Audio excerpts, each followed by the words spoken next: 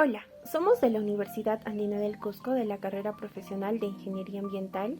En esta oportunidad les vamos a hablar sobre el tema de las propiedades químicas del suelo. Esto está a cargo del magíster Teodoro Guarguachipani. Como introducción, nosotros sabemos que el suelo es un soporte físico, en especial de los alimentos, por lo tanto es de suma importancia tanto para los seres humanos como para los animales. Y pues esto se debe a que es nuestra fuente de alimentos y también cumple con diferentes funciones de amortiguador de residuos en otras actividades, así como está involucrado en la purificación del aire y la purificación del agua. Bueno, dentro de nuestro trabajo tuvimos por objetivo caracterizar las propiedades químicas del suelo, teniendo en cuenta que este forma parte de nuestra vida y que si el suelo se ve afectado, también nuestra vida se ve afectada. Y bueno, nosotros sabemos que Perú es un país diverso en recursos naturales, lo cual nos hace únicos, pero cuando miramos la abundancia de los recursos del suelo, que encontramos es el más bajo en América Latina. El suelo es la porción más superficial de la corteza terrestre, constituida en su mayoría por residuos de las rocas provenientes de procesos erosivos y alteraciones físicas y químicas, así como de la materia orgánica fruto de la actividad biológica que se desarrolla en la superficie. El suelo es la porción más visible en la tierra, en donde sembramos las cosechas, edificamos nuestras casas, entre otros, y se trata sobre una superficie sumamente variada y multiforme, sobre la cual se producen los fenómenos climáticos como la lluvia y el viento, etc. De igual manera, el suelo es escenario de complejos procesos químicos y físicos, así como de un ecosistema subterráneo de pequeños animales y abundantes microorganismos, cuya presencia impacta directamente la fertilidad del mismo. La formación de los suelos. La formación del suelo es un proceso muy lento, donde se precisa cientos de años para que el suelo alcance el espesor mínimo necesario para la mayoría de los cultivos. Al principio, los cambios de temperatura y el agua comienzan a romper las rocas. El calor del sol los agrieta y el agua se les filtra entre las grietas. Y con el frío de la noche se congela. Y sabemos que el hielo ocupa más lugar que el agua. Y esto hace que las rocas reciban más presión y se quiebren, y poco a poco se pulvericen y son arrastradas por las lluvias y el viento, cuando la superficie esté en pendiente y este sedimento se deposita en las zonas bajas. Luego aparecen las pequeñas plantas y musgos que crecen metiendo sus raíces entre las grietas y cuando mueren se pudren, incorporan al suelo una materia orgánica, que es algo ácida y ayuda a correr las piedras.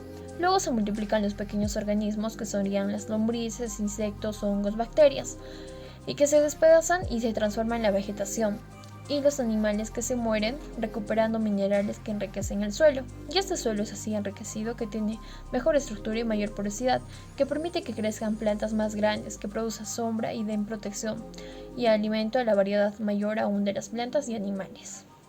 Composición del suelo. Tenemos tres, que serían sólidos, líquidos y gaseosos. Los sólidos es el esqueleto mineral del suelo que compone principalmente de rocas como silicatos, que vemos las micas, cuarzos, feldespastos.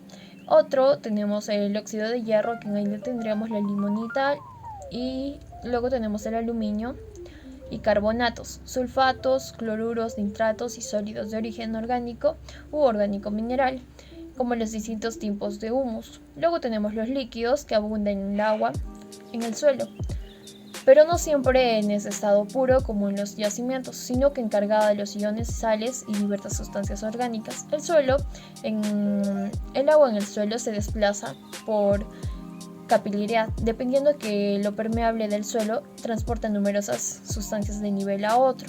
Luego tenemos los gaseosos, que es el suelo donde presenta varios gases atmosféricos, como el oxígeno, el dióxido de carbono, pero dependiendo de la naturaleza del suelo puede tener también presencia de hidrocarburos gaseosos, como el metano y el óxido nitroso, y los gases del suelo son tremendamente variados. Tenemos las propiedades químicas del suelo. Las propiedades químicas del suelo dependen de la proporción de los distintos minerales y sustancias orgánicas que se encuentren en el suelo. El diverso contenido de componentes químicos que se pueden encontrar, como puede ser nitrógeno, fósforo, potasio, calcio y magnesio, deben ser en abundante y equilibrado. Influye en el suelo para su formación desintegrando la roca madre y añadiendo más componentes al suelo, además de la influencia de las condiciones climáticas y la temperatura. pH del suelo. El pH del suelo es una propiedad que indica la capacidad de las partículas del suelo para absorber los iones de hidrógeno. lo cual determina si un suelo es ácido o alcalino. Esta propiedad influye en la solubilidad, movilidad y disponibilidad de nutrientes en los constituyentes inorgánicos presentes en el suelo. El intervalo normal del pH en el suelo oscila entre 3.5, que sería muy ácido, al 9.5, que sería muy alcalino.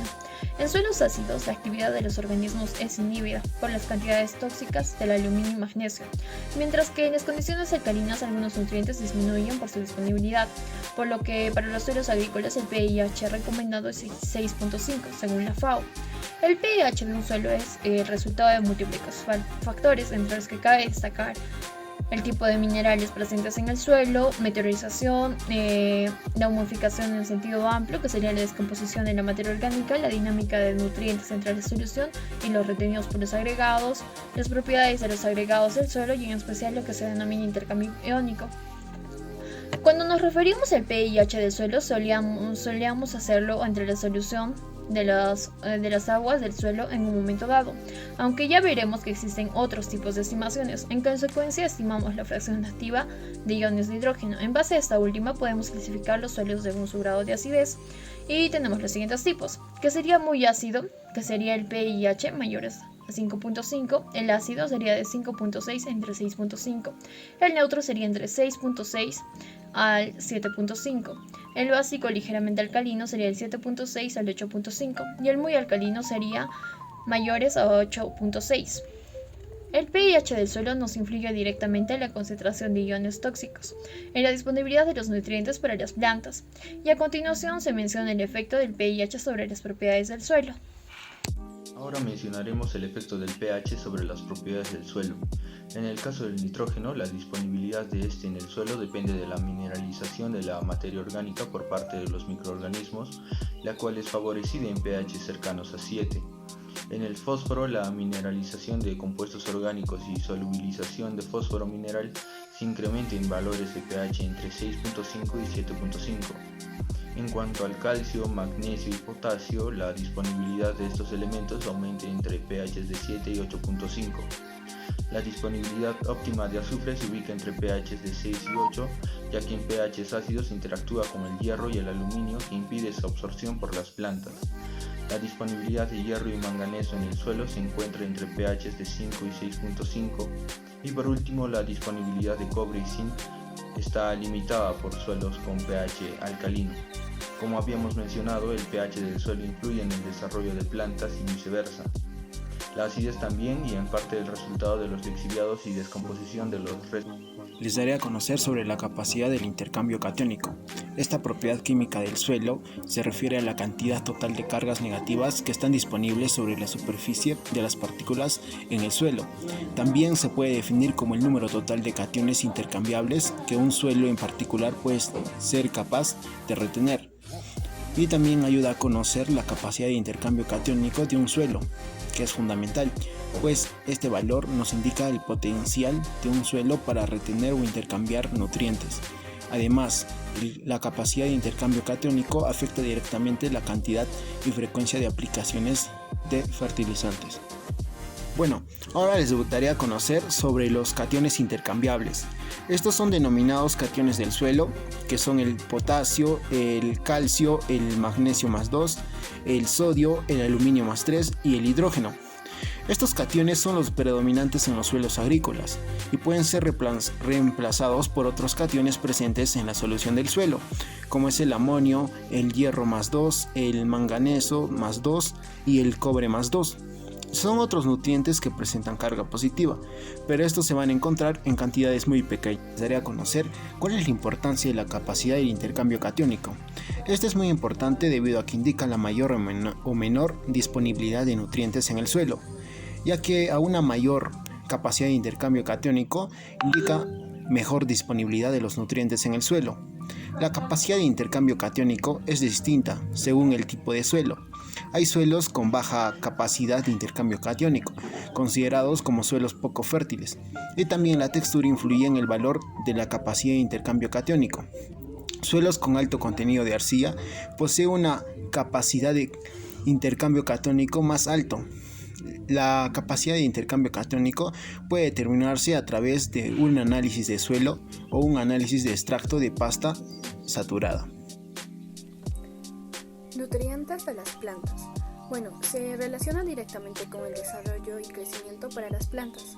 Estos procesos son influenciados por factores externos, tales como el clima, las características del suelo, microorganismos y el manejo que se les brinde, desde el momento de la siembra hasta la cosecha.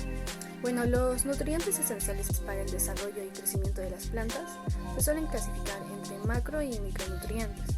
Los macronutrientes se pueden definir como los elementos necesarios en grandes cantidades para asegurar el crecimiento y supervivencia de las plantas. Y los micronutrientes se encuentran presentes en nuestros suelos en cantidades muy pequeñas. El nitrógeno del suelo es el nutrimiento que más requieren las plantas, junto con el potasio y el fósforo, en comparación con los demás nutrimientos aportados por el suelo. La mayor parte del nitrógeno en el planeta se encuentra en el manto rocoso, las rocas ígneas, y no se encuentra de forma disponible para los seres vivos. La salinización del suelo. La salinización del suelo es el aumento de sal en la superficie del suelo. Este proceso de intensificación del porcentaje de salinidad en el suelo puede ser de origen natural, por actividad humana, o sea, antrópica, o por una combinación de ambos. La alcalinización del suelo se define como el exceso de sodio intercambiable en el suelo. A medida que su concentración incrementa en el suelo, empieza a reemplazar otros cationes. En un suelo pueden existir diferentes tipos de sales. Las principales son las formas por calcio, magnesio y sodio. El contenido de carbonato de calcio en el suelo. El carbonato de calcio es el primer componente de la piedra caliza y uno muy utilizado para neutralizar la acidez del suelo y suministrar calcio para la nutrición de las plantas. El contenido es sulfato de calcio, o sea, el yeso en el suelo. Puede ocurrir una acumulación secundaria de yeso en el suelo, principalmente en áreas muy secas o donde los charcos del suelo son limitados debido a la baja permeabilidad, y la mayoría de estos suelos son afectados por altas concentraciones de yeso. Determinamos que el suelo cumple con funciones muy importantes en la vida de los seres vivos por ser fuente de alimentos y por servir como amortiguador de residuos. Sabemos que el suelo tiene un proceso de formación muy lento, pasando por diferentes fases, todo esto con el fin de alcanzar el espesor mínimo necesario para la mayoría de los cultivos.